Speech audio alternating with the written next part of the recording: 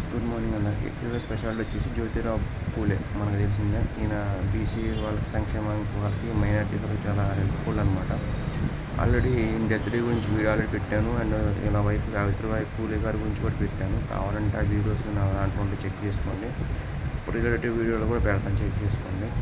And మనకు తెలిసిందే జ్యోతిరావు పూలే గారు అంత great leader and great fighter. Already మా ఊళ్ళో కూడా విగ్రహం పెట్టారనమాట జ్యోతిరావు పూలే గారిది. సో ఆయన ఇప్పుడు పుట్టి 198 ఇయర్స్ అయింది కంప్లీట్. కరెక్ట్గా 1827లో పుట్టారనమాట, April 11. ఇంకొక 2 ఇయర్స్ ఉంటే ఆయన పుట్టుకు 200 ఇయర్స్ అవుద్ది.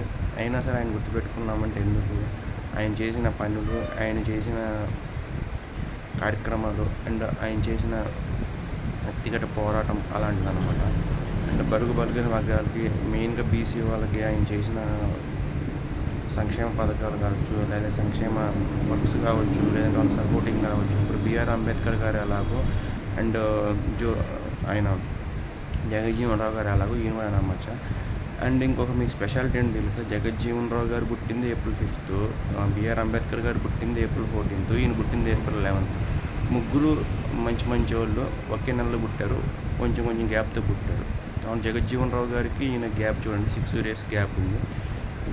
అండ్ జగజ్జీవన్ రావు గారికి అంబేద్కర్ గారికి 9 days గ్యాప్ ఉంది పుట్టడం డేట్లో. అండ్ జగజ్జీవన్ రావు గారికి ఈయనకి 6 days గ్యాప్ ఉంది.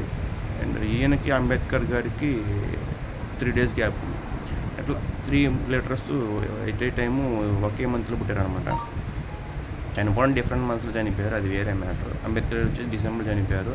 జగజ్జీవన్ రావు గారు పెద్ద గుర్తులేదు, ఈయన ఆల్రెడీ చనిపోయిన వీడియో చేశాను, చెక్ చేసుకోండి.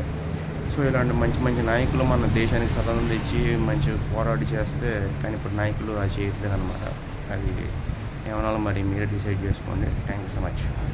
జోహార్ సార్, అమర్ హే, సెల్యూట్, జై హింద్. Thank you so much.